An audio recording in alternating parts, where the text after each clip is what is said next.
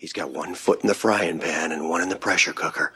Believe me, as a bowler, I know that right about now, your bladder feels like an overstuffed vacuum cleaner bag, and your butt is kind of like an about-to-explode bratwurst. Hey, do you mind? I wasn't talking when you were bowling. Was I talking out loud?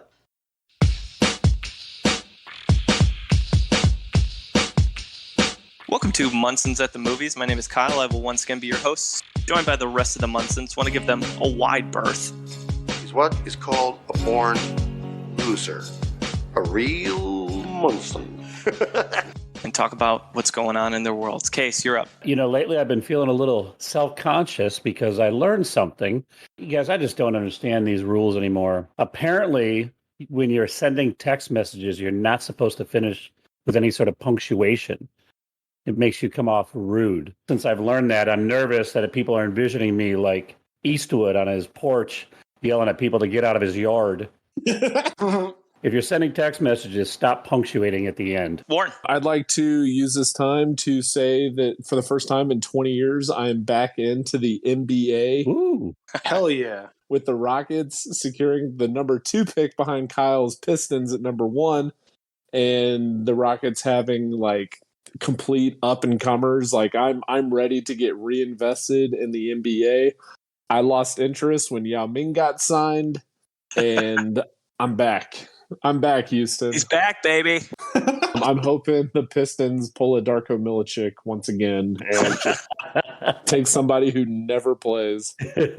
I also have been watching a lot of the NBA more than years past because there's no LeBron, no Warriors. I mean, that's the reason why I didn't really watch a lot of the playoffs in the years past, just because it was the same 2 or 3 teams who were always in it. But not this year. It's exciting. There's 4 teams in it that haven't won in a while. So some haven't won at all. So it's pretty exciting. Watched the U.S. Open this past weekend. Played a lot of golf myself. Just kind of enjoying the summertime and the warm weather. So things are good. Fat ass, probably a great golfer. Yep. Yeah. James. I've been going to local town hall meetings, getting in fights over critical race theory. I don't know what that shit is, but I know I love America, and these colors don't run. You fucking snowflake. Yeah. On my end, Warren hit one of the 2 topics I want to hit. The other one is I'm in the middle of moving back to Indiana, and I'm excited. This will be the weekend before this drops, but it marks an important moment in that F9 is hitting movie theaters. And I'm hoping I can convince James to meet me at a movie theater in the city of Indianapolis. That could be hard. James doesn't like me. We don't like really hanging out. But yeah. I feel like the trivia master himself, we got to go see F9 together. I don't disagree. Absolutely. I may have to drive over. You should. You should. I may have to go 150 all the way over. I'll drive all the way over and back in 5 hours, including the movie. You do have the same hair as Vin Diesel to pull this off, so you're halfway there. Hey, speaking of people who aren't turds, though, we are lucky enough to pull Dan Craig for at least a couple minutes tonight for this episode. And Dan, welcome, man. Hey. Welcome. Thanks for accommodating me. I appreciate it. Stepping away from yelling at small children, and we appreciate you to be here. It's great. Hey, the kids aren't even here yet. They're already yelling, so. Well, for those who don't know Dan Craig and didn't listen to 2 previous episodes, Chris O'Dowd and Tim Roth, Dan is a high school English and film teacher and has the dubious distinction of knowing Craig Case for the past 20 years. And we had a different guest lined up, and his life was crazy. And so we reached out to Dan and said, hey, could you take some time away from your camp life to be with us? And he is at least going to spend a little bit of time. Not going to commit to him being here the entire episode, but we'll lean on his wisdom as long as we can. Thanks for having me. I appreciate it. First 3-time guest. This is true. Dude. Really? That's awesome. And you're going to be the first 4-time guest too, which is awesome. Everyone else is going to hate us. Well, maybe hate you. I don't know. Who knows? I'm okay with that. I can live with that. All right. Well, let's utilize Dan's time wisely. Let's dig in to some legit segments here. We'll start with some birthdays for July 1st. First off, we have Liv Tyler, Steven Tyler's daughter, Empire Records, Lord of the Rings, Armageddon, and Jersey Girl. How old is Liv Tyler? 45. 41. Ooh, give me 40. 43. 46. 44. Yes. Kyle got in Ow. there with 43. Nice. And we peppered the strike zone on that one, though. Yep, that's true. Number 2, Dan Aykroyd. SNL, Ghostbusters, Coneheads, Blues Brothers, and Caddyshack 2. 63. 66. Give me 70. I'm going to go low, 61. I'm going high, 72. 69. Damn.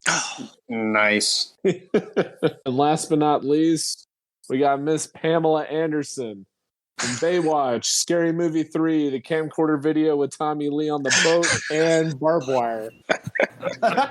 Did that video not have a title like Midnight in Paris did? No, I think it's No, just never got called Boat Movie. Tommy Lee's 10-inch hog. Well, so on theme for our actor today. Holy moly, let's go. I'm going to go 53. I'm going to say She Will Always Be 24 in my mind. Nice. Forever 24. I'm going to give it an inch for every one of Tommy Lee's dong inches, so 48. Disgusting. Ugh, I don't want to talk about it anymore. James is jealous.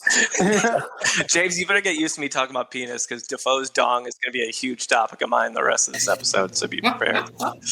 How huge? Not as big as Tommy's. Pamela Anderson is 54. Somebody had 53, so we're going to count that one. Oh, that was There me. you go, Riggs. Oh, nice. Good job. Other birthdays, Alan Ruck, Andre Brower, and our Letterkenny bro, Jared Kiso. Yes! Oh, nice. Love that. That is it. 5 actors thrown under the wheel from our big old mega list. They were Winona Ryder, the very punny Winona on our Instagram, Bill Nighy, or Bill Nye, depending on your proclivity, Elijah Wood, Barry Shabaka Henley, and none of that really matters because they were not selected. The wheel chose Willem Dafoe, or William Dafoe, depending on, I guess, how early you're looking at his career. Willem has about 140 credits, almost entirely film, so very cinema. He doesn't really have any recurring characters. He hasn't done much TV. Done some shorts, a few video games, but lots and lots of movies. So we like that. Before we dig into his work, we'll get into the trivia. James. So, Dan, this is all old news for you. These are 2 truths and a lie. One of these is going to be a lie that is a fact about a member of the cast of the Fast and Furious franchise. You guys got to figure out which one. Here we go. Got it. Willem Dafoe, fact number 1, he's acted in 6 movies that were nominated for the Best Picture Oscar. Fact number 2, he's been nominated for 2 Razzie Awards, but has never won. Fact number 3, he created a video for film class in high school that was so poorly received, he got expelled. Damn. I think 3 is the lie. And I think that is Paul Walker. I think 2's the lie, but I've been on a ludicrous binge for the last 2 weeks on a serious rabbit hole. So he's the only person from Fast and Furious I could think about. But one of those 2 Razzies was actually for one of his music videos to Get Back. You should not dog Get Back. Like Ludacris Dude, that is music- a video That video genius. is awesome. Yeah, it's so good. Figured it wasn't critically received well. I know the fans loved it. Feels like a midget is hanging from my necklace, and it's actually a midget. Beautiful. So what was number 1 again? That was 6 best. He was acted in 6 movies that were nominated for Best Picture Oscar. That one's it. And it was definitely Charlize Theron. That's Our a good girl. guess. That's a damn good guess. James, what was the third one again? Created a video for a film class in high school that was so poorly received, he got expelled. Oh, that's right. Yeah, that's actually Adrian Mosey. He was the pianist in the upcoming F9, 100%. Well, Kyle nailed it. I was going to say 1 as well, so you beat me to it. But I say the actress is Helen Mirren. Ooh. Who's the star there? Those are all good guesses, especially the 2 actresses that you named, because I have used them probably the most of any of the cast members from Fast and the Furious because they have very interesting lives.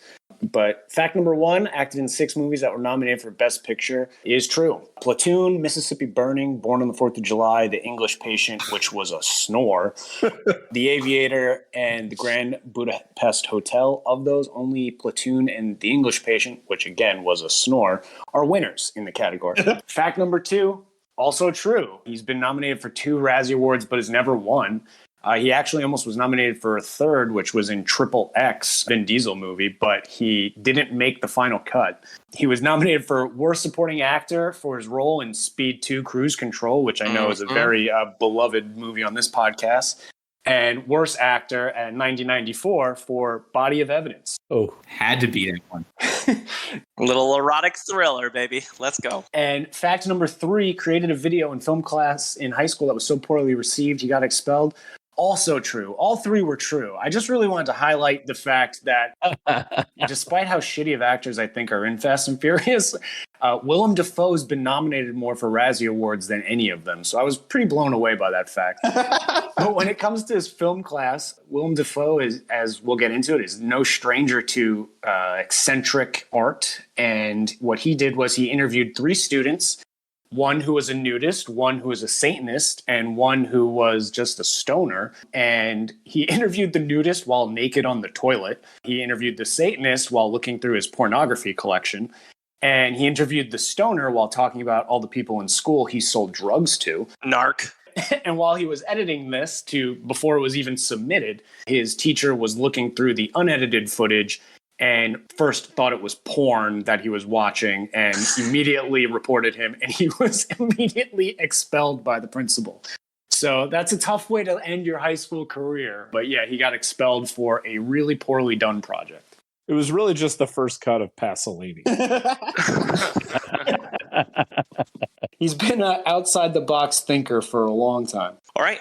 Case, snapshot, box office history. What do we got for Willem? First of all, brilliant move by him to go to Willem, because he is one of the easiest people we've looked at to find on the different streaming devices. But William actually measures up a lot better than I thought he was going to. He's able to pull behind a really strong fan and critic ranking, as well as he is part of the 3rd best return on investment of all the movies we've looked at.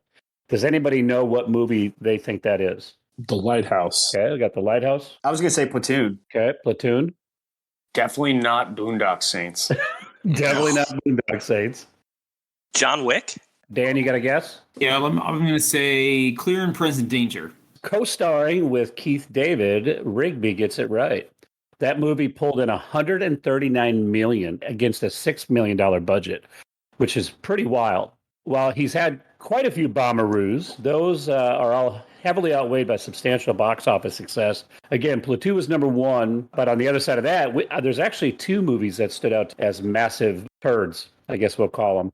Number 1 is his involvement in Triple X, State of the Union, the sequel starring Ice Cube. That gem lost the studio $42 million, which is the 5th most on our list. However, the really surprising box office flop is Boondock Saints. That movie world grossed $30,000. Yes, $30,000 against a $6 million budget. And it lost the studio, well, basically everything. Yep. And what was really surprising about that is only in the theaters for 1 week. And it was only released on 5 screens, which is really odd for a $6 million budgeted movie. But right before they released it, the Columbine massacre took place, and they dressed very similar to the main characters in the Boondock Saints, and so they cut it down to only 5 screens for 1 week. The movie ended up becoming a cult classic because he sold the rights to Blockbuster Video. Once it went to Blockbuster Video, and honestly just word of mouth is where the entire amount of money that movie has ever made, what ended up being like $55 million, was all Blockbuster Video movie sales. It made a Nissan Rogue's worth of money in theaters. And then all of it was in Blockbuster Video. 55 mil from college frat bros. Yeah, 100%. Yep. Anything else, Case? Overall, he's 18th in Star Meter, 9th and 13th in critic and fan ranking, respectively, 12th and 3rd in 2 different box office metrics, and that puts him 10th overall on our list. Pretty good. Of almost 40. 10 of 39. A lot better than I thought it was going to be. I mean, he's in a lot of well-known and pretty decent movies throughout his career, so it doesn't surprise me too much. All right, thanks, Case. You bet. All right, before we get into first feature film, which is very early in his career, just a few other nuggets that James didn't hit on. First off, he's born in Wisconsin. So he's a Midwest guy. He's got 7 brothers and sisters. Comes from a big family, and as Case had mentioned, Willem versus William kind of took on Willem as his stage name, and I think it was good for his brand overall.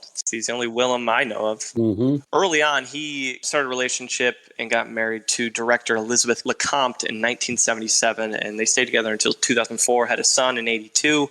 So he's got a son who is older than most of us on this podcast. But his first real movie role was in 1980. He was in a movie called Heaven's Gate, which is a very long movie. Plays a character named Willie, but he is technically uncredited, and I assume some of you saw the interviews where he talked about that. He was actually fired from his first role because he laughed at a dirty joke, and the director told him to leave the set. And that was all she wrote for his first role. Wow. Another part of it that was funny is he got the role because he lied about being bilingual. Mm-hmm. That he spoke Dutch. Yeah, and he goes, I didn't speak Dutch. I had a friend who spoke Dutch, write out phonetically my lines I was supposed to memorize. And so they thought I spoke Dutch. And then when I got on set, they learned instantly I didn't. So I was already on kind of like, my last thread there. And then it was pretty easy for them to cut me. And he seems to get asked about it every interview I've seen with him. So he seems pretty open with it. He knows it's coming. But yeah, he got fired from his first ever movie, which it's come a long way since then. But early on in his career, he was one of the original founders of the Wooster Group. It's an experimental theater group off-Broadway. He was a member for 27 years. And knowing how unique the Wooster Group is in doing theater, very different than the mainstream, kind of, I think, says a lot about the type of career he took on as an actor. Yeah. And why he has taken on some very odd roles with some of Hollywood's weirdest and most controversial directors over the years. Mm-hmm. But his first feature film, what we're going to call it, was his second role ever, and that was in The Loveless in 1981. And Dan, as our guest Munson, will be taking my review, which in this case would have been first feature film. So we at least have Dan for a little bit, and he's going to talk about The Loveless. First of all, thank you for giving me this film. There is a ton of other stuff. It's like, okay, what am I going to do? We're going to do Shadow of the Vampire, maybe, Present Danger, Lighthouse, any of these.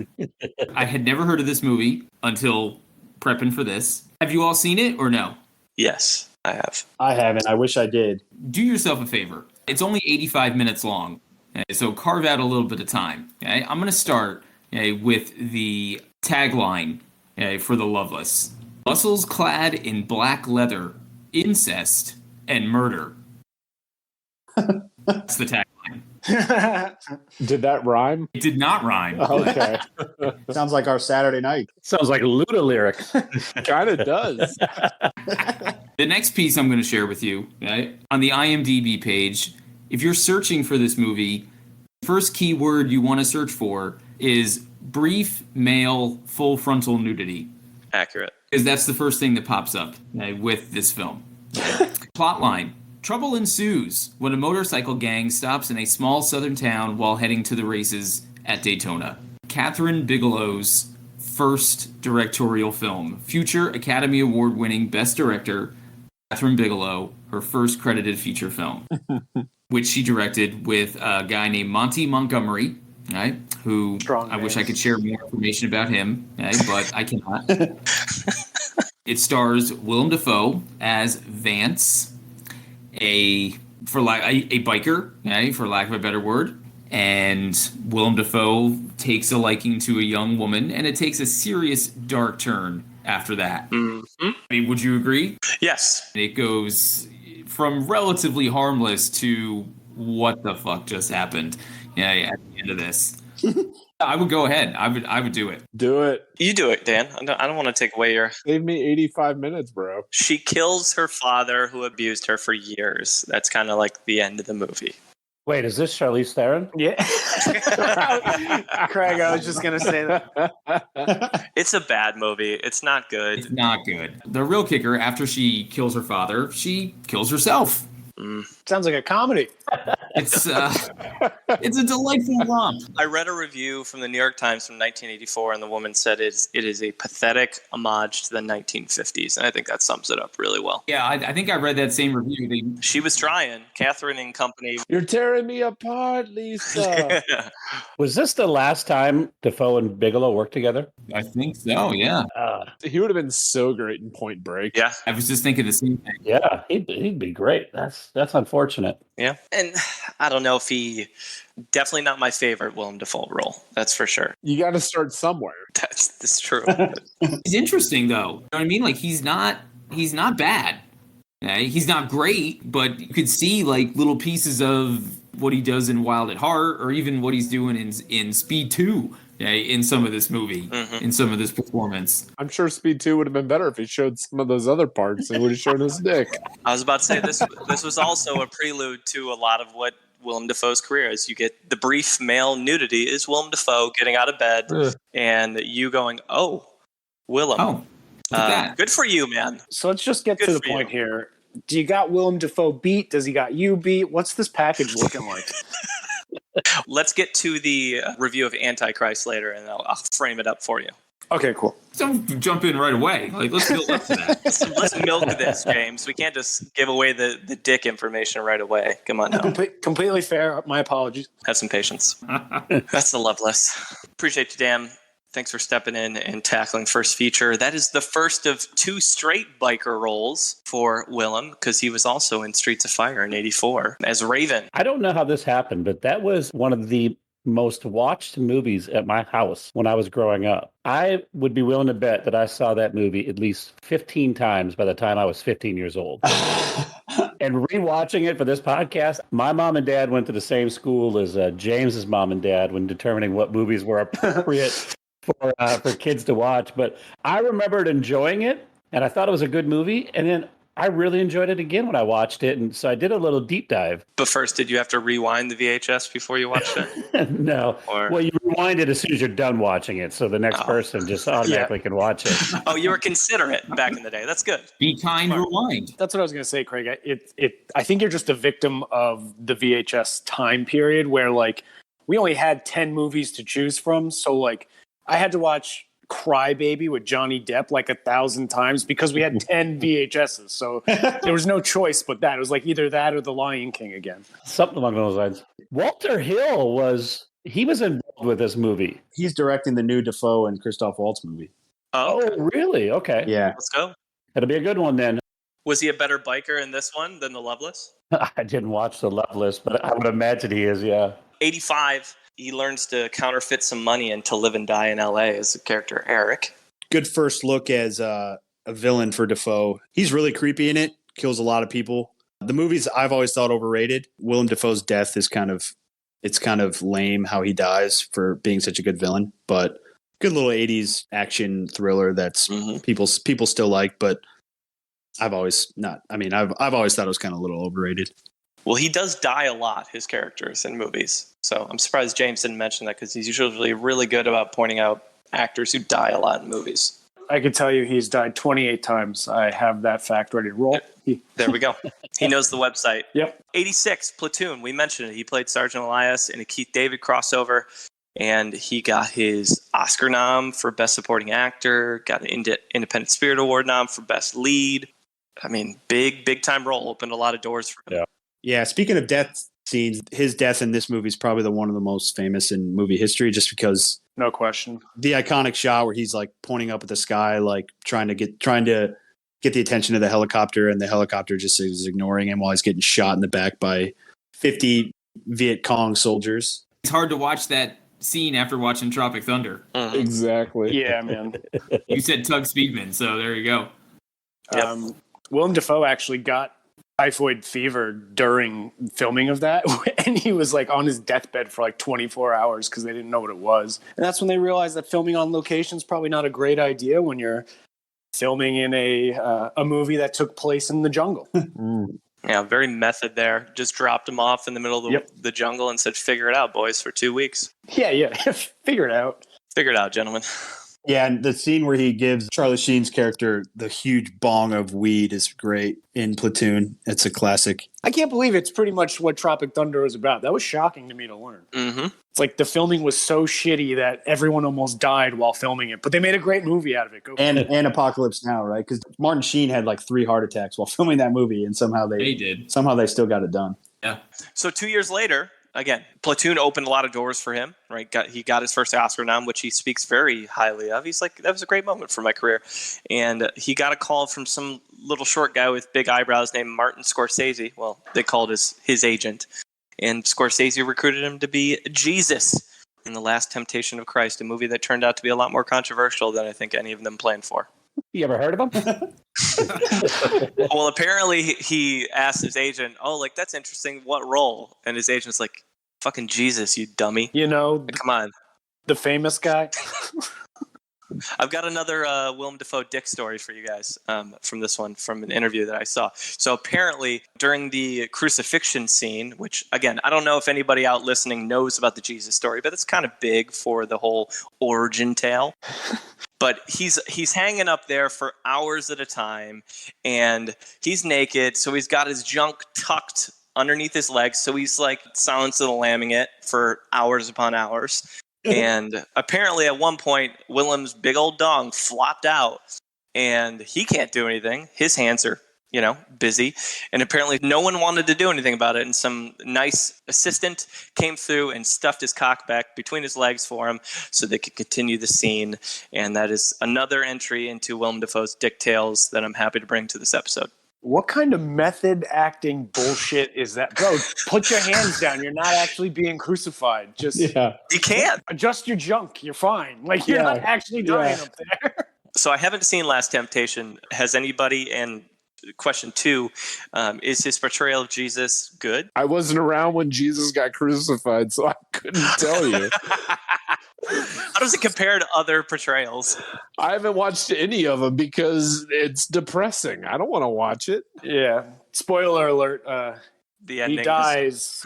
I don't want a horrible death. I remember it being really controversial, but it was done pretty well, and the acting was good enough that kind of burned off, and the critical reviews pushed that movie forward, and it became more popular. The same year, he's in Mississippi Burning, one of those Best Picture nominated films, in a little bit more of a, what he would call kind of a tame, boring role alongside Gene Hackman. Such a great movie. Yeah, that movie rocks. I watched it in high school and as a part of a speech class, and it stuck with you. Yeah. Mm-hmm. He's great in this movie because you kind of don't like him. You kind of just want Hackman's character to take over, and he's kind of fighting against Hackman's character. And then by the end of the movie, he really kind of turns around and handles that character really well. It's a big year for him, playing the Jesus and then in an Oscar-nominated film. So the year at least of my birth was a good year of film for Willem Dafoe.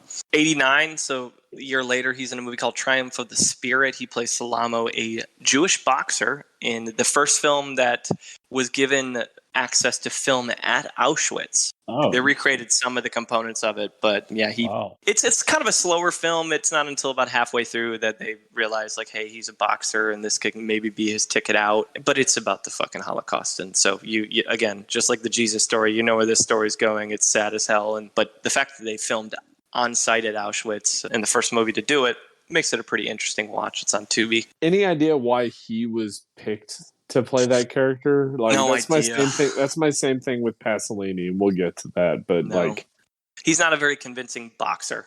No clue. All right. It's a really good question. I mean, he doesn't speak Dutch. He doesn't speak Hebrew. He's not Jewish. He doesn't speak Italian. He doesn't. I get it. Maybe for the same reason he got cast in the original Heaven's Gate movie is because they needed ethnic faces, and that's why they picked him. By ethnic, they mean just not classically handsome. Just weird looking. Definitely a white guy. No, we need it's a fucking white guy, all right? Yep. But, not like the actual people he's supposed to be representing. Same year, he's in Born on the 4th of July, which we mentioned earlier, another one of those Oscar-nominated films, plays a character named Charlie. And then he follows up in 1990 with his appearance in the David Lynch film, Wild at Heart. He plays Bobby Peru in definitely what I would call one of his more visually iconic roles with those dentures looking crazy as hell. His teeth are fucking hideous in this movie. And he really does just have that, like, that classic like Dafoe like shitty smile, just like wipe that shit-eating grin off your face. If I remember correctly, he's a hitman in the movie, right? I think so. He looks like somebody who's been freebasing for like 10 years. Yeah, it's bad. It's a weird movie too. I mean, it's just David Lynch just being very strange, and Nicolas Cage and Laura Dern together. It's a great cast, but I don't know. Yeah. For someone who is just needed a creepy villain, I mean, I guess Dafoe filled in the shoes pretty well here. Rocking those dentures, man. But if you turned on a David Lynch movie and it wasn't batshit crazy, you'd be disappointed, right? Yeah, True. No, you would. Yeah. Yeah. Yep, man's a legend. Next year, he's in Crybaby, that movie that James apparently watched on DHS numerous times as a young person. He played the Hateful Guard. Crybaby's a fucking bizarre movie. It's right when Johnny Depp was reaching his movie star like level, and everyone's like, wow, this guy's handsome and charismatic. And then we started to learn he was a bit of an odd duck and took only odd roles. And Crybaby is bizarre. It's like pseudo-musical kind of a play. You watch it now and it's hard to get through, but I've seen that movie, similar to what Craig had mentioned, like probably 15 times. And again, it was a victim of VHS availability. And it's just another foray into the eccentric filmmakers that he's worked with. Like, this is a John Waters movie, who's one of the more one of the more like unconventional directors in Hollywood history, I would say, just with the movies he's done. And this one's no different. This one's a little more, I guess, I don't want to say realistic, but it's just less strange than Pink Flamingos or whatever. Even Hairspray, just like weird shit that John Waters has done. This kind of adds to it, but on a much lower level, I would say. He's attracted to that style, that's for sure. Absolutely. Well, he does, maybe, I don't know if it's his first, but definitely the most notoriable erotic thriller he had done yet in 92's Body of Evidence is Frank the Lawyer. His character was sleeping with Madonna and Julianne Moore in the same film. Good for him. Yeah, right? Well, or I don't know if Warren would say that, because Warren, I think, had some comments about Madonna. Warren, you should watch the scene of them in this movie, because I believe she ties his hands with a belt and puts hot candle wax on his chest, if I'm not mistaken. I think, and we'll kind of see it, I don't know. This is a weird role for Dafoe, because he's like the guy who gets manipulated and not he's not the one who's doing the manipulation, which I think we all sort of see the movies that we know Willem Dafoe. I think we recognize him as his usual character. So it's a little different for him. Yep. To me, it just seems like the studio's answer to Basic Instinct. Yep. Before we move on, so what's he working with? Are we going to talk about this man's penis or what? You don't see it in this movie. All right. You just see a lot of Madonna and Julianne Moore. James, go to Google. God damn. No, I want to hear it. I want to hear an honest assessment of. Be patient until we get to the late 2000s. You're gonna have to wait another 15 years. All right, fair.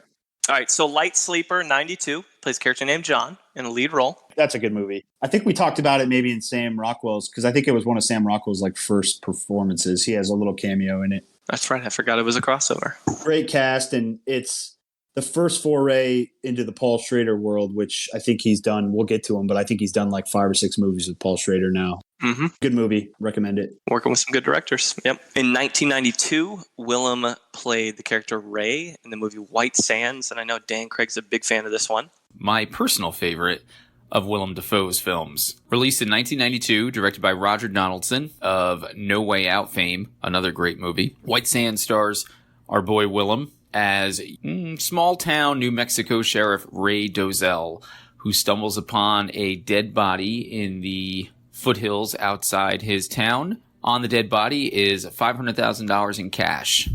So he decides to pursue the money and follow it to its logical and, as some critics might say, illogical conclusion. The film also stars Mary Elizabeth Mastrantonio, Samuel L. Jackson in an early performance, a super cool performance, by the way, and Mickey Rourke in one of my personal favorite Rourke roles. Movie does not get great reviews. Yeah. I'll be very honest about that. This was a personal choice for me to review this one. I rented this movie back in days when you could rent movies. It's the first kind of movie that I saw of this genre. The locations are really cool. It's set in and around White Sands National Monument. It's just a cool little thriller. There's also some great small time supporting roles, like Emmett Walsh and Miguel Sandoval play really small little parts, but they're so good. They just add a little bit of color to it. It's just awesome. Some of the reviews, like I said, not very positive.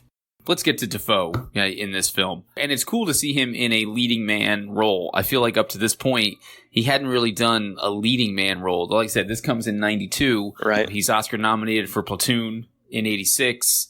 He does To Live and Die in L.A. before that. After that, he's doing Born on the 4th of July and so on. But 92, like, this is one of the first times, like, he becomes a leading man. And he's awesome. Right after this, he goes into Clear and Present Danger. And, as covered before, body of evidence. Ouch, but it is what it is. Again, if you let this movie just kind of wash over you, enjoy it, I think you're going to have a good time. And then 96, he's in The English Patient as Caravaggio. It sounds like James' favorite Oscar-nominated film of all time. I didn't think it was that bad, but it's slow. Yeah, the problem is this is still in that era where people thought, and by people I mean production companies thought it was acceptable to have 3-hour dramas. And like you could cut out a good hour and a half from this movie and still tell the story the same way effectively. I don't hate on the story and how it's told other than the length. This would have been his second Best Picture winner, though, right? That he's involved in? I think so. But I don't care because we are right on the precipice of the review that we all came for. And that's his lowest critic score, Speed 2, Cruise Control, 1997. Case has the honor of starting us down this path, and then we're going to see where it goes. You guys get it? Cruise Control? Oh, shit. Well, there is a lot to unpack here, and I know my fellow Munsons have a lot to discuss about this movie, so I'm going to try to be brief here. One of the best parts for me is that this movie for the last month has been on HBO all the time, and every time it's on, I feel like that scene in A Bug's Life where the bug is looking at the light and he just keeps flying towards it, and his bug buddy's just like, don't go to the light. Every time I watch it, even though I know what the outcome is going to be and how I'm going to feel, but yet I still watch. I've probably seen this movie 10 times in the last month and a half or so. So this movie has a critic ranking of 4. 4, yes, 4. Did you cut off? Did you say 40? Out of 10? I believe it's out of 100. Oh, shit. And then a fan ranking of 16%. It certainly does live up to that hype. This isn't a good movie, but it certainly is not the worst movie that any of us have had to watch. And this will sum up everything that I think is wrong with this movie in one premise. The only reason Sandra Bullock agreed to do this movie is so that the studio would greenlight her passion project, Hope Floats. Hope Floats, yeah. Accurate. Otherwise, she was going to pass on it like Keanu Reeves did. You got one sniff that fucking script and he said, I'm out. I'm out. And, there's 3 things why I don't like this movie, and I think they're pretty simple. And then I'm going to throw it over to you guys. I think number 1, they had a great opportunity to have a female hero in this, and that Sandra Bullock could have handled this movie easily on her own. I think she was at a point in her career, certainly, where she could have been the main draw. 2 is that this movie's not Speed 1. Mm-hmm. And as much as the fans, critics, and studio wanted it to be. And then the 3rd thing that I think why I don't like this movie is it's just, like I said, it's not Speed 1 or the first Speed. It's just too formulaic. And they tried to do everything they could do to plug and play characters and reactions and situations. You got Sandra Bullock. She's the only thing that was the same. And then they changed from a bus to a boat. They changed from Keanu Reeves to Jason Patrick, who, by the way, this movie may have ended his leading role career. Uh-huh. Oh, absolutely. That guy had as much charisma as a pool of splooge. A pool of splooge. Lots to unpack there. Yeah, there is.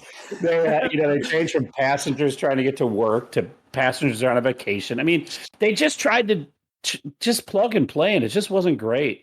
And then the final one, about that is they tried to capture the same zany, maniacal villain, who they had as a loose cannon in Dennis Hopper to Willem Dafoe, and they basically tried it to be the same type of character, which on paper, seems like a good idea. But I mean, up until this point, Willem Dafoe had some incredible villain performances, and it's like they told him, "Hey, try to be as much like Dennis Hopper as you can." It just didn't work. Those are the 3 reasons I didn't like this movie, and I certainly would love to hear why you guys fall on the same side as the critics and the fans. Oh, boy. I don't even know where to start. James was sleeping, so he can't officially comment. I think we've gone back and forth in the text chain about why I think this is the worst movie that I've seen for this podcast. That doesn't necessarily mean it is the worst. It's just the worst one. I haven't seen Hotel New Hampshire. I haven't seen Holy Matrimony and all that other stuff that you guys Have you seen Cool World? No. Well then, dude, Hey Rigby, before you get going, I actually have a list of movies that I watched for this podcast that are worse than this movie. How big is the list? This is just the ones that I could come up with looking at the actors. Don Verdean, G-Force, Old Dogs, Tree of Life, Bad Company, Nurse Betty, The Con is On, 600 Miles, 3/4 of Danny Trejo's filmography, Cool World, Jupiter Ascending, Hotel New Hampshire. There's so many. These are just worse / less enjoyable viewing experiences. Just love it. I love that you snuck in the Tree of Life. Yeah. The thing is, I recognize Tree of Life is a better movie, but I would much rather watch Speed 2 twice than watch that movie once. You probably could in the duration it would take. Yeah, to finish Tree of Life, exactly. Craig, you mentioned it. Sandra Bullock is extremely underused in this movie. Her role is basically a damsel in distress. It's not even that. It's a bunch of she's funny, exposition. witty, that's all she does.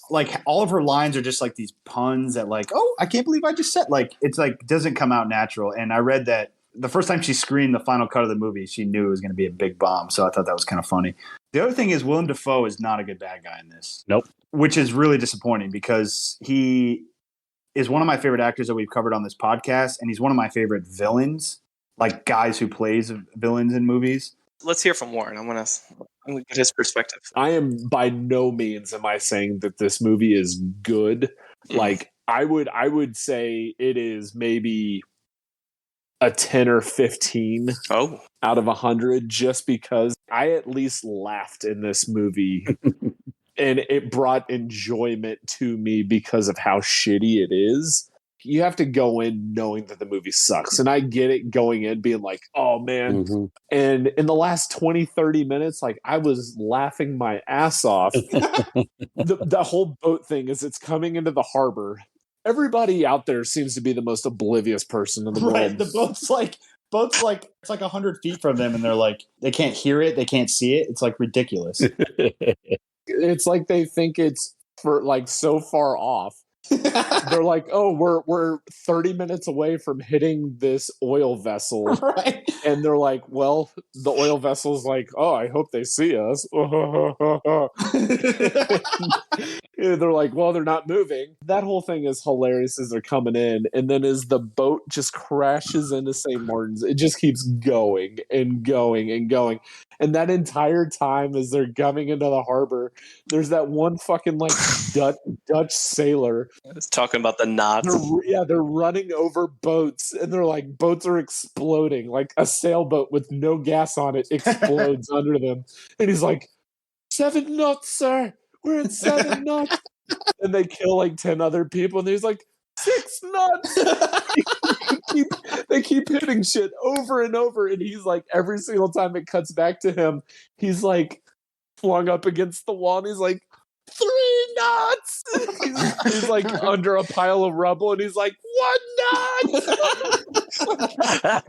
To Bourne's point, I think it would have been a really fun movie to watch with a group while drinking. Oh, absolutely. Yeah. Willem Dafoe wasn't great, but he wasn't the reason this movie sucked. Yeah. So I'm not gonna count it against him.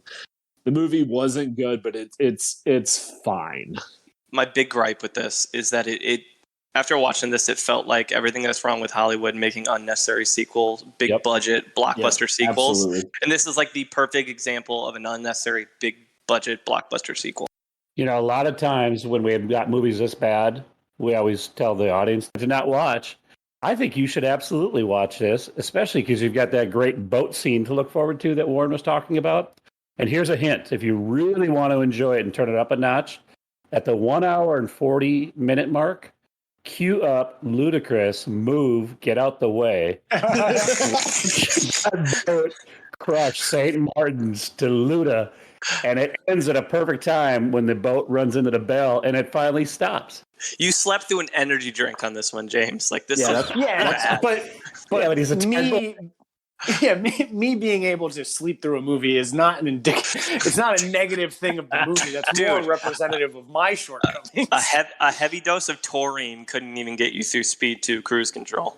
So, fucking A.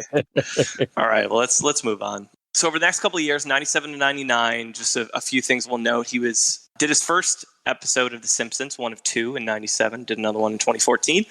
And then he played a small role, was the brother / the narrator in Affliction in 97 alongside Nick Nolte. Great movie, and another good Paul Schrader collaboration with Dafoe. That leads to probably the other really spicy review we'll do. I don't know if it's going to be spicy, but largest audience gap for Willem is The Boondock Saints, 1999. We talked about it a little bit earlier in the trivia and box office section.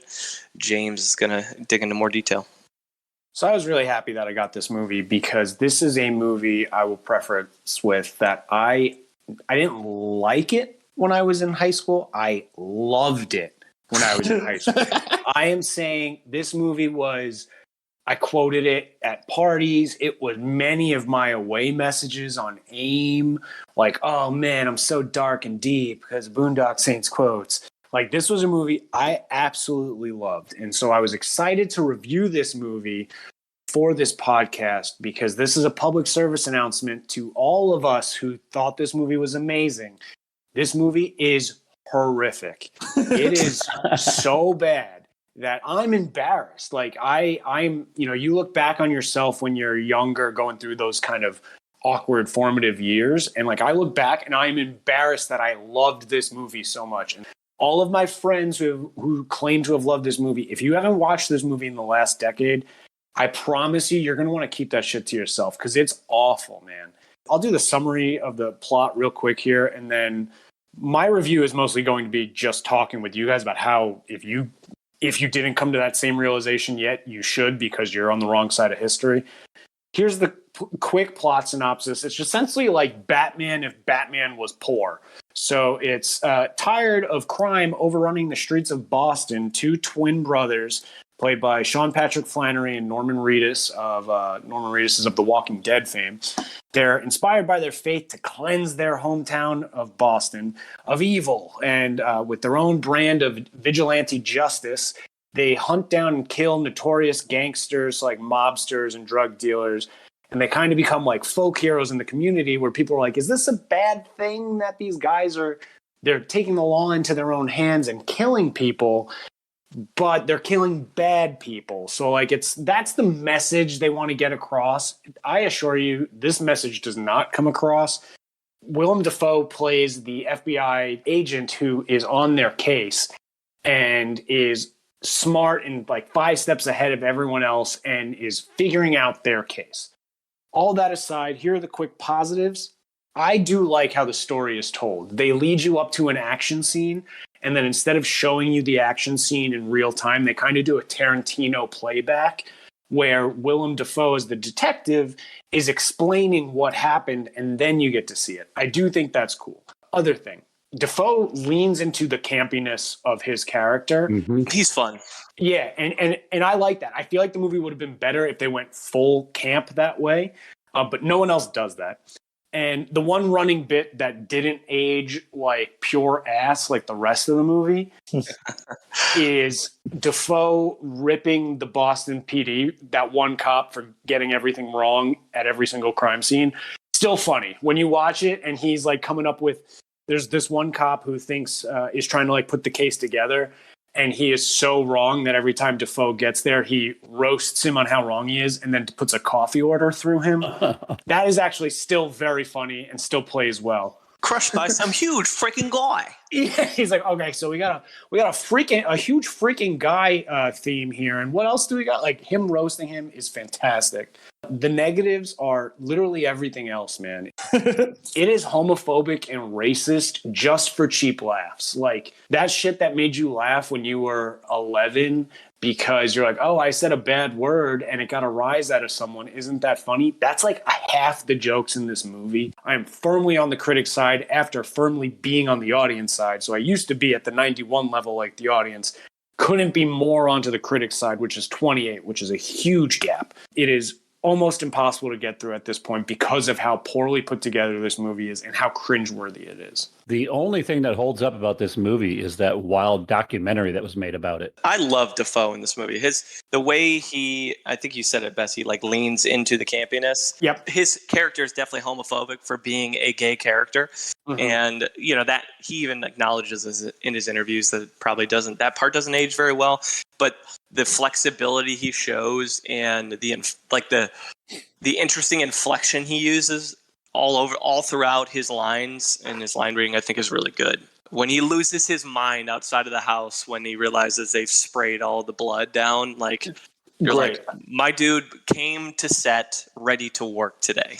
Yeah. Bravo. He's so smart. He's got everything figured out. But when he can't figure something out and he breaks from his cooler than ice kind of tone to the fuck, I don't know what the fuck's going on.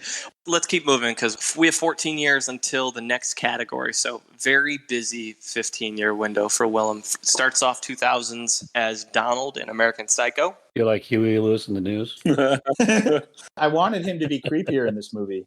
He's a really straight-laced detective. The scene that he's with Christian Bale are great, but you're watching the movie and you kind of think he's going to have a role in something, but that never really happens. Same year, he is in another crossover with Danny Trejo in Animal Factory. He plays Earl, kind of like the guy who kind of runs things behind the scenes. A little bit of a Red from Shawshank Redemption, a non-violent type, and he's okay in that movie.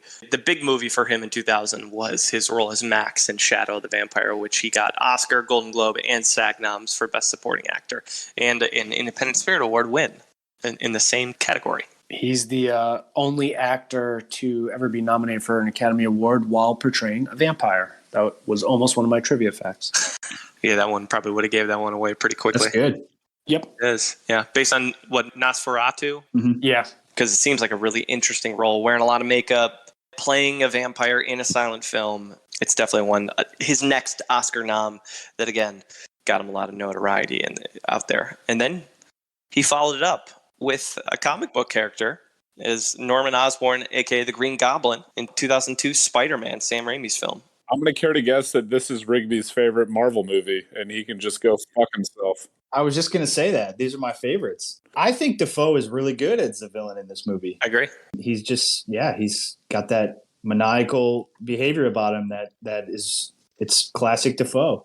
Great casting on their part. I hate Toby, and I hate Kirsten Dunst. And James Franco. I love J.K. Simmons and, that, but I'm not going to care about the movie if the protagonist doesn't do anything. Sure, yeah. Dafoe does play a good goblin, but I just don't care. I don't care about the character, so there's nothing to play against him. I get the dislike of Tobey Maguire as Spider-Man. I think that for sure. That makes a lot of sense.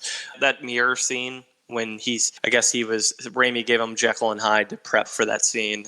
Oh, nice. He talks about in his interviews, the dancing element of that scene because they had to be so strategic with the camera placement to be able to film that, and for him to go back and forth between maniacal goblin to, I guess, decent human as Norman Osborn, who just, wants to be a good scientist is a really interesting back and forth. And I liked that Dafoe was playing his craziest self. I thought he was great in those roles. I also just have an issue. I know Dafoe plays a villain in a lot of things, but he is not physically imposing at all. No. And I know he's a scientist in this, and so it's good that they doctor him up with his little hovercraft thing and his pumpkin bombs and all that shit, but still I don't know, man. I could You said the same thing about Tim Roth from his career.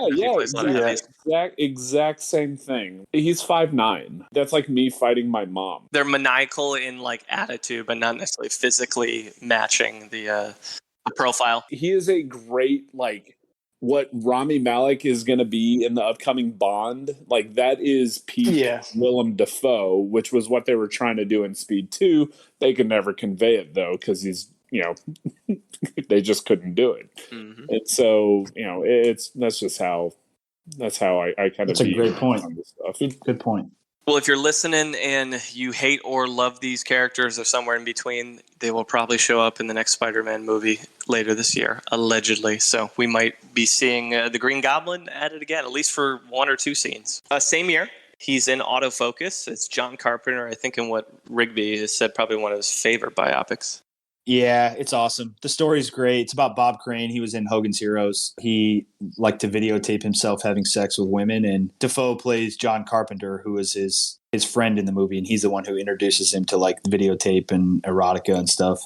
It's an awesome movie. Paul Schrader directed it. Typical Dafoe, creepy, homoerotic. It's classic Dafoe if you've come to like him over the years. So can't recommend it enough. I mean, nothing quite says little homoerotic Willem Dafoe like his role as Gil in Finding Nemo in 2003, his first of 2 appearances. Quite the transition from John Carpenter in the porn side to a fish. He's got such an unsettling voice. That's range. Yeah, I mean, he was destined for voice work with how like gravelly and abrasive his voice is. So it was only a matter of time. 100%. And first of a couple appearances in the Finding Nemo universe there. 2003 makes his first appearance in a video game in James Bond 007, Everything or Nothing. He plays a character in that, so that's pretty cool. First of 3. Some more voice acting work there, and it looks like him. The character definitely looks like him, so it's in his likeness. Same year, he's in Once Upon a Time in Mexico as Barrio. Spider-Man 2, he makes a cameo, and then he plays his role as the blowhard German director Klaus in The Life Aquatic with Steve Zissou in 2004. First of 4 roles in the Wes Anderson world. I enjoy Wes Anderson. I don't love him. I'm not like crazy about him. This movie is all right. Mm-hmm.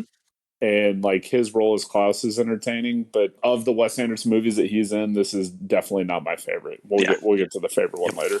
100%. I agree. Interesting character though, and Willem looks back very fondly on that one. He talks a lot about how he enjoyed playing that character, and it obviously very enjoys working with Wes, like many other directors, like Paul Schrader and others, and Lars, which we'll get into in a moment too. 2004, he's in The Aviator, and he also marries his new wife, the Italian actress, director, screenwriter Giada Colagrande, still married today. 2005, he did his first movie with Lars von Trier called Manderley, and we'll talk about another one here in a minute or so. We see Triple X State of the Union, as we mentioned earlier, General Decker, that Bomber-Ruski, similar to Speed 2, a couple big budget blockbusters that did not go well. Inside Man in 2006, played Captain Darius. Great movie. Yep. Awesome movie. Yep. Good role, too. Yes, it was. And then 2007, he's in Mr. Bean's Holiday as Carson. He plays another blowhard filmmaker in kind of a funny role where they basically like take over the Cannes Film Festival for a hot minute to film some scenes in that. And I've seen some people use that meme quite a bit too. And then Spider-Man 3, the one we don't really like to talk about. And then the big Lars von Trier film, Antichrist, the one that we mentioned very briefly on the Dakota Fanning episode with Sam Phillips, who has talked about it. And also, Mark Yerke last time talked about Antichrist and said that we should have a suicide pact to all watch it together. And I don't think we did that. And it's probably a good thing. Paid $3 to rent it because I was like, if there's ever a time to watch Antichrist, it's the Willem Dafoe episode. Hard no. You're on a list now, Kyle. The basic gist of the movie is he plays like a therapist who his wife, their son, straight up like Eric Clapton's son, walks out a window, not great. And she's all torn up about it. He's trying to counsel her.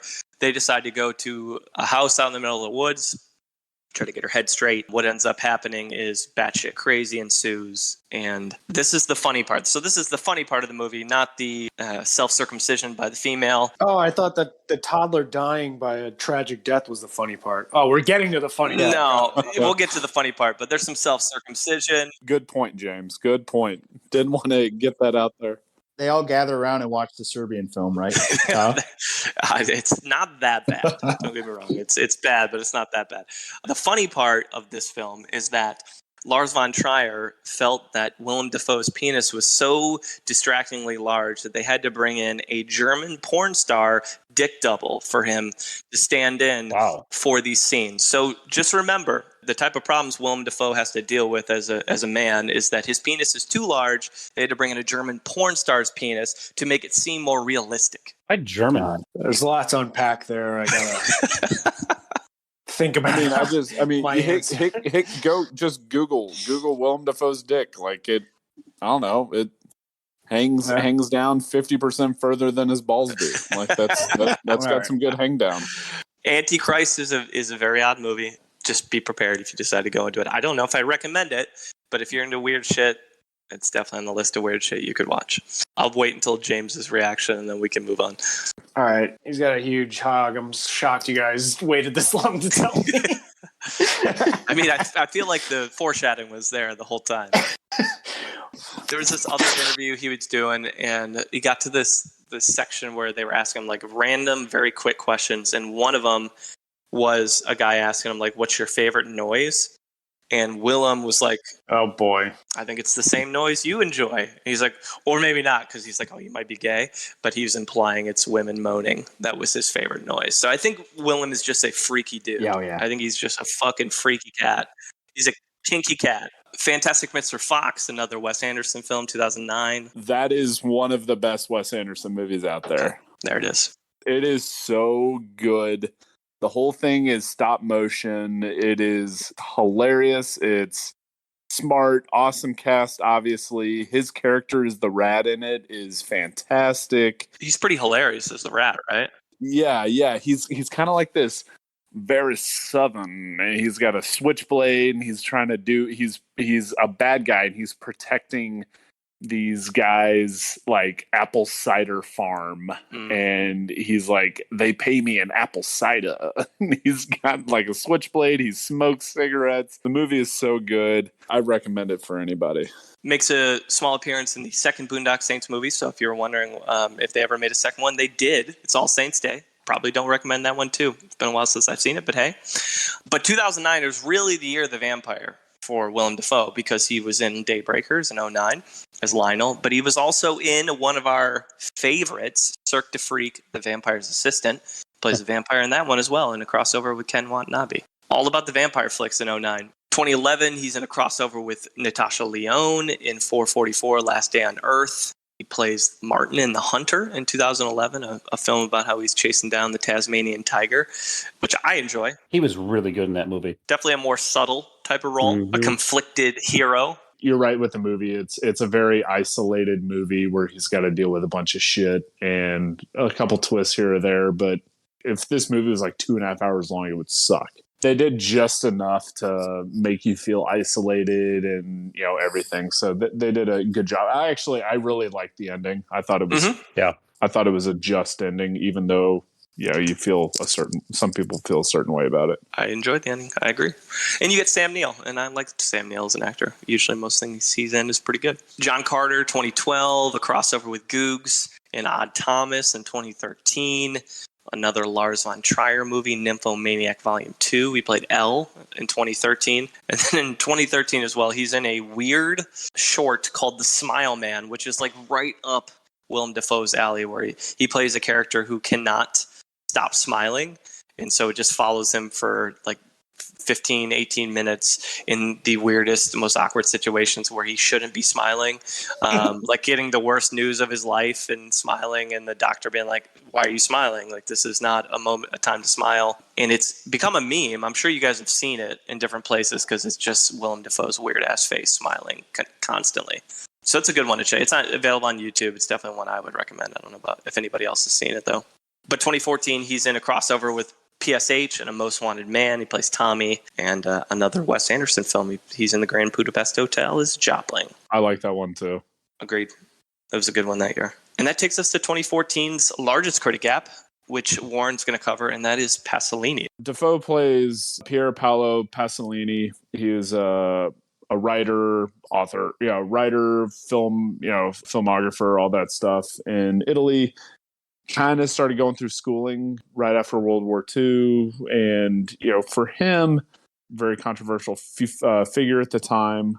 I'm pretty sure, I can't remember at what point he became like openly gay, which, at that time in a fascist state, not like a great thing to, say, but he ends up writing a movie, and it was his last movie called Salo, or The 120 Days of Sodom. Just terrible title. But the whole thing is really about, it really is basic Sodom, rape, and everything over a 120-day period. I looked at what his other movies were, Pasolini's movies. The first two were normalish, Like, and then every other one had to do with like rape or incest or anything like that. So he's kind of like the first John Waters. The movie made no, like, I didn't care. I fast forwarded through a lot of it. It was a super, super dull, boring movie. Based off of what I read, like, they didn't even get his murder right at the end. But I read critic reviews, and they're like, they do a really good job of portraying him as a person. And I don't really think there's all that much of him, like, talking. It's not like Capote, where you have all, like, he was a very, very well-known character, globally, and you've got all this information about him. And Dafoe kind of looks like him. I looked at a picture of what Pasolini looked like, but I just, man, this is a do not watch, did not finish, will not watch again. Like, would watch Speed 2 for a day straight before trying to watch this entire thing once. So, what was the gap? Yeah, 78 critic, 33 audience. Oh, that's a big one. Anybody who had anything bad to say about it, like, I totally agree. It was just like, unbearably hard to drudge through. It was very slow. It was very, very slow. Just even the dialogue, the interviews that he did were so dense that there was no, like, enjoyment whatsoever. Like, I felt like I should have just watched Salo instead. I get the movie is about, like, the last days of his life, so he was killed before Salo was even released. He was killed. Yeah, because there was so much controversy that it was alleged that he was murdered because of that movie, which I think his case is still unsolved, if I'm not mistaken. It is an unsolved murder. Was it, like, very theatrical of a role for Willem? Like, a lot of monologues? I mean, there is a lot of, like, interviews where somebody will ask him a question in Italian or French or anything like that, because he's doing interviews based off his previous work and how he's got this, like, groundbreaking art coming out. And he just answers in a straight English accent, which was weird. It was for weird. me. That was weird. He ends up doing that, and everybody else is 100% Italian or French or anything in this movie. They don't subtitle the French or the Italian. He just answers. He answers, and you're like, oh, so that was what the question was, basically. It was rough, man. You can't put yourselves in his shoes. Yeah. So there's no connection to an audience. It's just like, oh, this is what he might have been feeling before he was brutally murdered for potentially being gay, for potentially being anti-government, potentially doing all this controversial stuff. But it's just like... So it sounds like everybody's on the audience side of this critic gap. That's what I'm hearing. Yeah. Well, Pasolini, there you go. 2014. Don't go watch it. That's pass on it. Hard pass, which I did. Warren said, Kyle, you should spend your time watching Speed 2. I didn't watch Speed 2 again, but I did not. I watched 5 minutes, saw the Salo scenes, and I said, that's enough for me. I'm good. Got it. I think I picked up the gist. All right, so next couple of years, he's in John Wick, the first John Wick. In 2014, he plays Marcus. He gets pretty brutally murdered. He's one of John Wick's friends in the film. Spoiler. But there's 2 others since now, so I don't really give a shit. But good movie, and his character definitely plays a role in the emotional arc of John Wick's character and why he goes off even farther than just dead puppy. Dude, of all the spoilers, that one. Right, exactly. A couple years later, he's in, speaking of dogs, Dog Eat Dog. He plays Mad Dog. That's a lot of dogs. Alongside Nick Cage in a pretty violent movie. He does an insane amount of drugs in this movie, and he's like a paranoid, like, loose cannon. It's an awesome movie. Are you talking about Nick Cage or Willem Dafoe? Oh, Dafoe. I'm sorry. Dafoe's character, yeah. Because that sounds like Nick Cage. The plot of this is awesome. Nick Cage, and this other guy are hired to kidnap a baby of another mobster, and the kidnapping goes wrong. So then they have, like, tons of people coming after him. It's really, really good, and it's really the whole movie's like paranoid, and just Dafoe kind of portrays that perfectly because he's just like one loose cannon who's about to just shoot off at any minute. And then finally, he is in A Family Man / Headhunter's Calling, depending on where you find it. He plays a character named Ed alongside Alison Brie. And that gets us to 2017, our final category, and that is highest critic score. So maybe we're saving the best for last here. And that is his role in The Florida Project, and Rigby's got it. Yeah, it's definitely saving the best for last. I lucked out on this one. I had never seen it. I remember the praise it got during Oscar season in 2017. Came out during the same year that Three Billboards came out, Shape of Water, movies like that. The Florida Project is it's described as a slice of life film. It's kind of a drama and it's kind of a dark comedy together, I would say. But it basically portrays the lives of. So we all know Disney World as this majestic place where there's nice hotels and people go to make their dreams come true. But the movie focuses on the poor, low-income projects and cheap, low-budget motels and the people living in them outside of Disney World. So it's an interesting contrast. For example, in the movie, Willem Dafoe plays the manager of a low-budget motel that's called the Magic Castle. And there's a couple who accidentally books a stay there when they're trying to stay at the Magic Kingdom in Disney World. So it's interesting. It's told through the eyes of kids mainly, and mainly by a kid named Mooney, who is the daughter of a stripper who loses her job, who turns to prostitution to try to provide for Mooney and herself.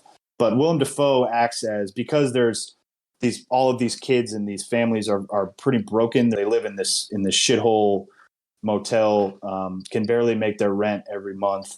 Willem Dafoe is sort of the father figure to the children in the movie. And I thought his performance in this was fucking awesome. Mm-hmm. Yeah. It's a really depressing movie because you see these people doing horrible things. Like the mom is like bringing kids to, the mom brings she becomes a prostitute and she brings a client home and she like has sex with him while her kid is like in the bathtub. Like obviously the kid is oblivious to what's going on. A couple times. Scene happens a couple times. Yes.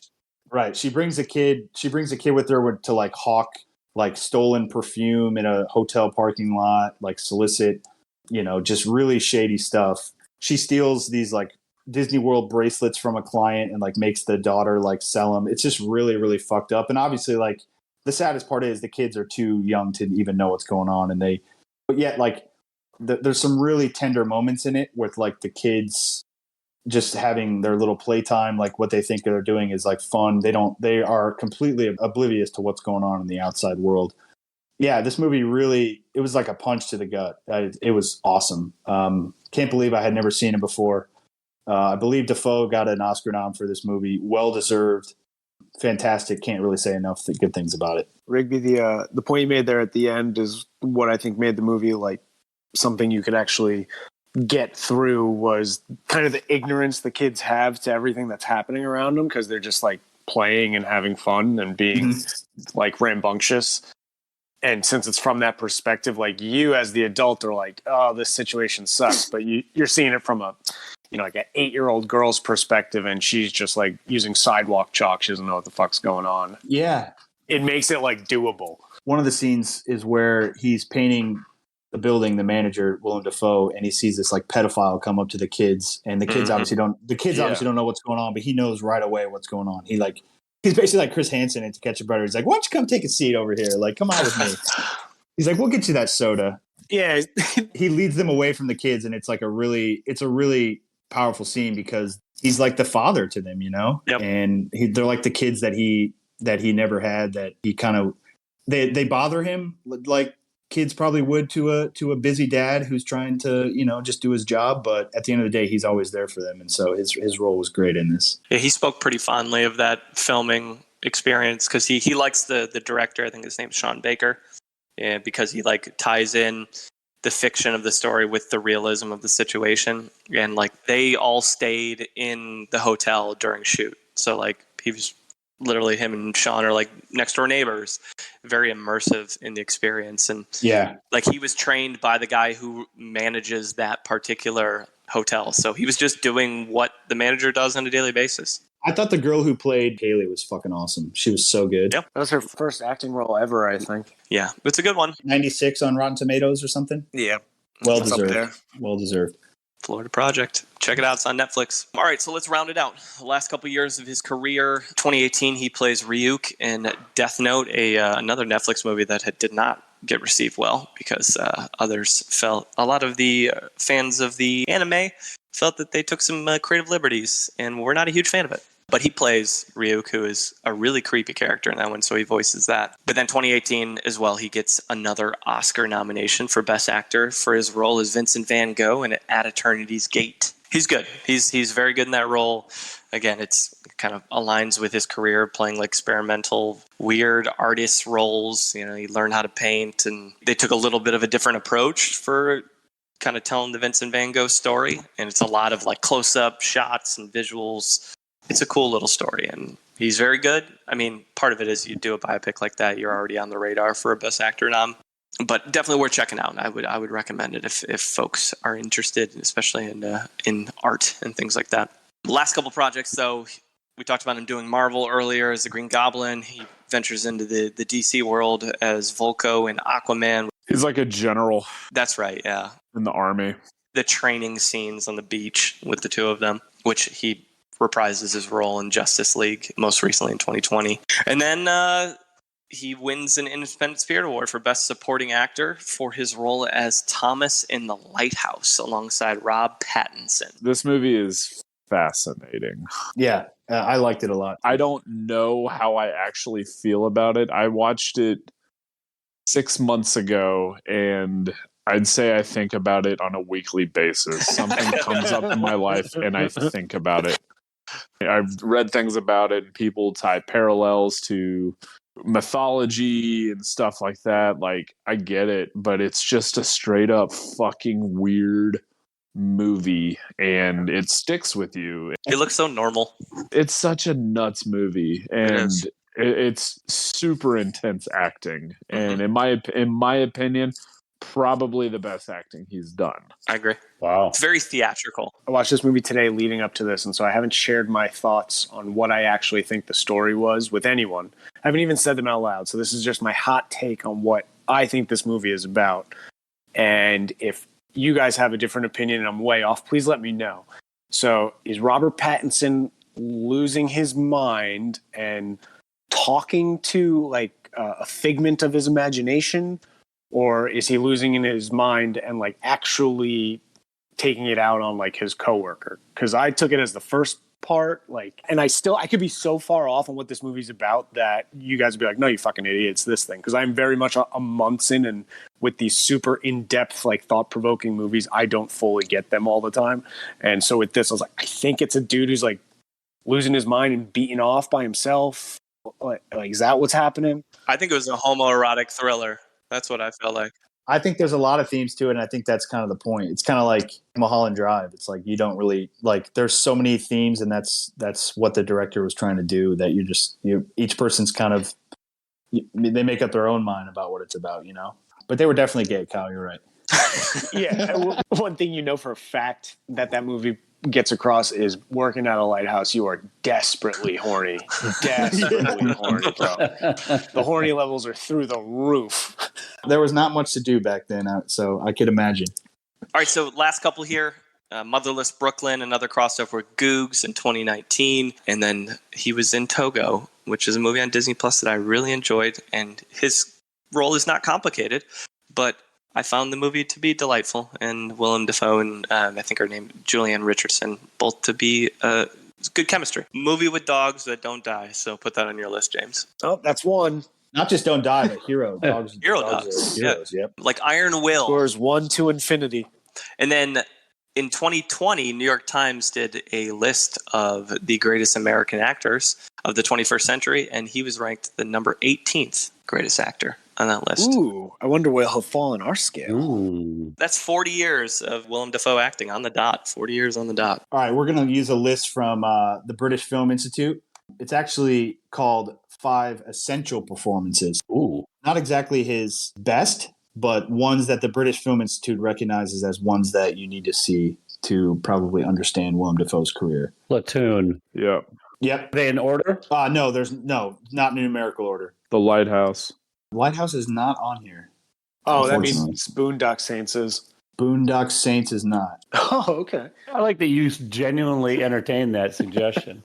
Florida Project. Florida Project is not on here. I wish it was, Kyle. All right, Shadow of the Vampire. Nope. Again, these are not best. Spider-Man. Yes, Spider-Man. Yes, correct. I get that. Last Temptation of Christ. Yep. So that's 3 of 5. We need 2 more. Pasolini. Nope. The one where you see his huge hog. Eternity's Gate. Nope. Antichrist? Antichrist. Nice job, Kyle. Ugh. Jesus Christ. It is an experience. So we're missing one other one, huh? Autofocus. No, I wish. American Psycho? Nope. Wild at Heart. It's got to be Wild at Heart, right? Or Wild at Heart. Nice Yeah. job. Ding, ding, Kyle.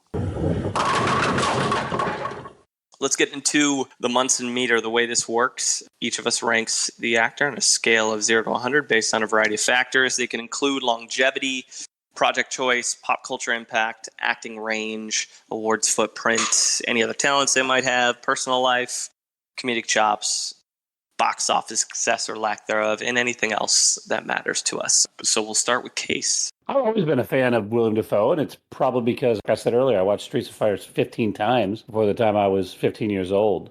If you look at his career as a whole, he's really balanced really challenging roles with probably really easy roles. And I think that's a pretty smart way to build your career. He's balanced box office gambles with box office sure things. One of the things I'd be interested in is hearing him talk about how and why he picks certain roles. Because as we're sitting here talking about all these different roles he's worked, it doesn't make any sense, but yet it works, right? One of the things I was trying to figure out was, how do I compare him? And I don't know why, but the 2 performers that came to mind were Sam Rockwell and William Hurt. Like William Hurt, he takes on a lot of really tough and interesting roles and are really gambles. And like Rockwell, he has the ability to play a massive range of characters. So he falls somewhere between the 2 of those for me. In that light, I'm going to give him a 78.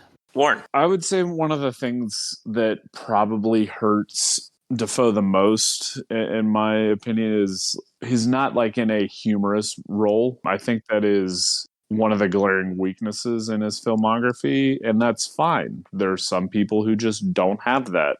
But for me, that is a huge part of movies and everything, is being able to laugh, even taking a serious movie and offering up some kind of levity is, I think it's a very important thing. He's been around for a long time. 40 years is a hell of a long time to be doing something. So he's doing something right. I just like a lot of the movies that he picks to do, I won't ever watch. And like that says more about me, considering I think on Rotten Tomatoes, 48 of his 140 movies are certified fresh. So that's a 33% rate, which that's pretty good, all things considered. But out of those 48 that are fresh, I think I've seen maybe 10 or 12, and I wouldn't consider some of those even fresh. Mm-hmm. There's a critical group that is always going to look at Dafoe and just they're going to gobble him up, and I get it. It just isn't exactly my thing. But again, like The Lighthouse, what the hell? That movie is sitting with me, and I don't know. I don't know. And that says a lot about a movie that is so simple and so well just put together that like you could talk about that movie forever. Mm-hmm. And there's something to it. I don't know if I actually like the movie or not, but I'm thinking about it. Same. But it's the movie. That movie is just fucking herpes, and it sticks with you. But like I think there's a lot of his movies that kind of fit in that same vibe for me, and he does have some awesome hits, you know, the Platoons and everything like that, and the Speed 2s. But you know, I think I'm going to end up giving him like a 79 because he is so, like, his name sticks out so much, and everybody, you see his face and you are like, yes, I know exactly what I'm getting from this guy. It's maniacal. It's all this stuff. And like, I do think that he can do more things with some other actors and get some small roles, you know, more like the Lighthouse. And he's what, six Oscar noms, or he was in movies. Yeah, well, he was in 6 movies that were nominated. Right. That's saying a lot. Mm-hmm. But he's got a considerable noms himself. Just hasn't won anything. I don't know if he actually will, but you know, Scottie Pippen was a good player too. I'm sticking with that score, 79 for me. Warren, to your point, what's his lightest movie? Finding Nemo. Yeah, and he's like the gravelly curmudgeon. Yeah. James. It sounds like we're all, well, at least the first three of us are going to be on the same page because I agree with everything Warren and Craig had just said there. Only I am also going to give him the big dick bonus of a few points. Like he really needs it. Yeah. You know? He really needs it. A few inches. I mean, it's a good looking dick, Peter. So I'll give him 82. God. Watching a lot of his interviews and rewatching some films, I think he's a technician when it comes to acting. Mm-hmm. I enjoy listening to him in interviews and talking about the craft of acting, working with different directors with different styles. And it's clear he's not a prima donna. He comes onto set. He does whatever. Pretty much, if you're going to do The Lighthouse, you clearly don't care that much about your smell or your well-being or your sensibilities, right? Like, put me on a freaking island with terrible weather and we'll just film Rob for 2 months and just hope it works out well. So he's a technician by craft. He's an auteur. I think he's got great range. He plays a lot of different types of characters throughout his career, and he's done anything from the major blockbusters. Some made huge money, like Spider-Man, things like that. Others, like Speed 2, there were big old piles of dookie. I thought it was funny in an interview, he joked about himself. He's not necessarily taking on comedic roles, but I think he's funnier offset when he said, I'm like the boy next door if you live next door to a mausoleum. I found that self-deprecation about how much of a ghoul he looks like in real life. It's kind of fun. Funny, yeah. In seeing other interviews too, like I saw an actors roundtable with him, Tom Hanks, Gary Oldman, Sam Rockwell, James Franco, and John Boyega.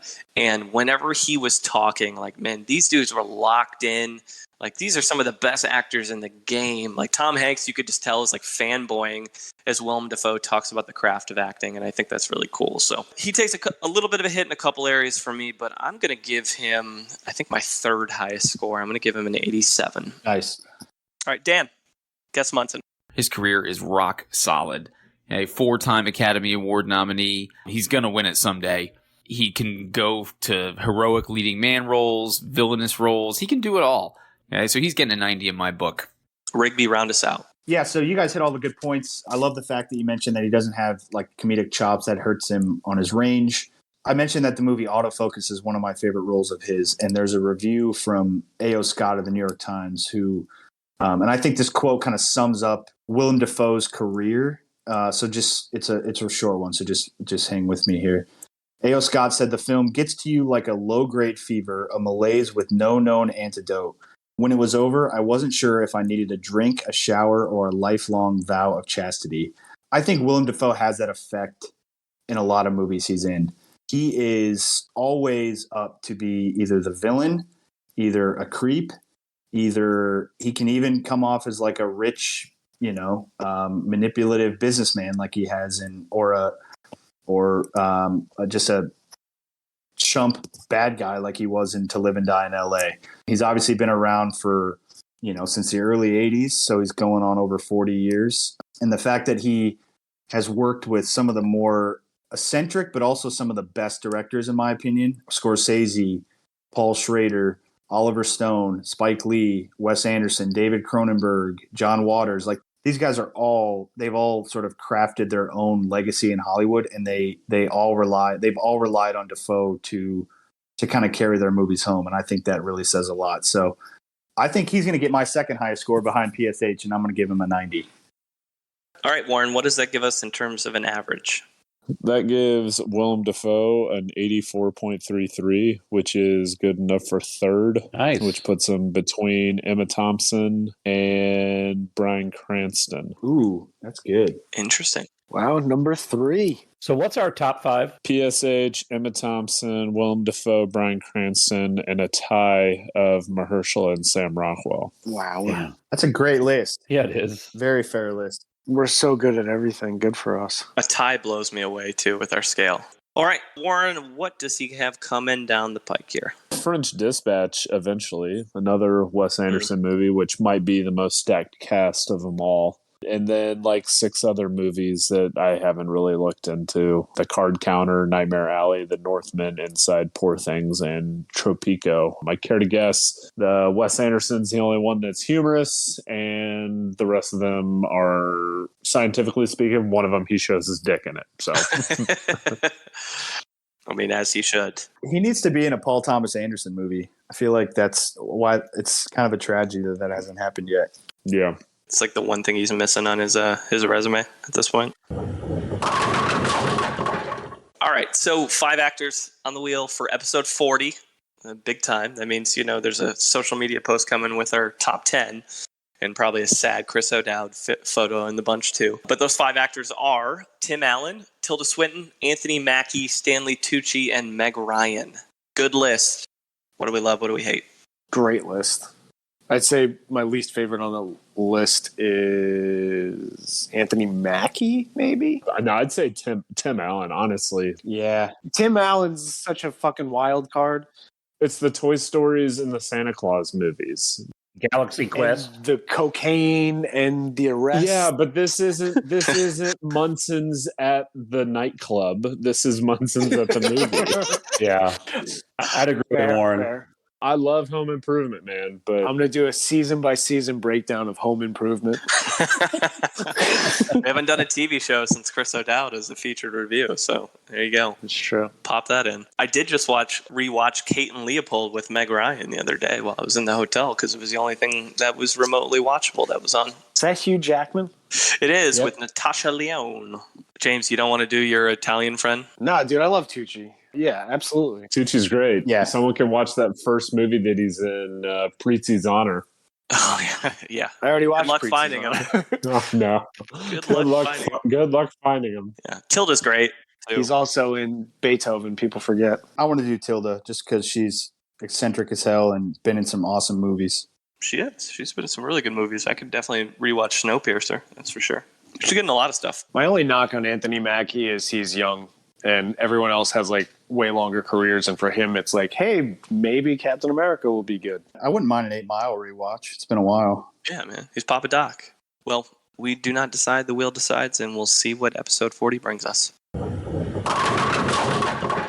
This is normally where we give our guest a plug. Dan is off somewhere doing summer camp things and can't be here, but I'm sure he would say something like, can't wait to be back with you guys in like 5 episodes for my scheduled appearance as a guest. Yeah, Dan, you're the best, man.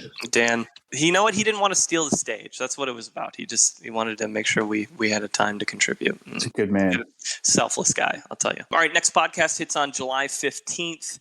Our featured guest is Jeff of the From First to Last podcast. Jeff will be our first Australian guest. He has got a heavy Australian accent. He will be chatting with us early in the morning. He's a teacher, so he's like, this is perfect. I'm just going to, you guys doing it at night. I'll be first thing in the morning with my coffee doing some Munsons at the movies. So I'm excited to have Jeff on. That's going to be a good time. Jeff, you're only here because we need you to help us get into the Australian market, but we'll figure that out as we get there. But good dude.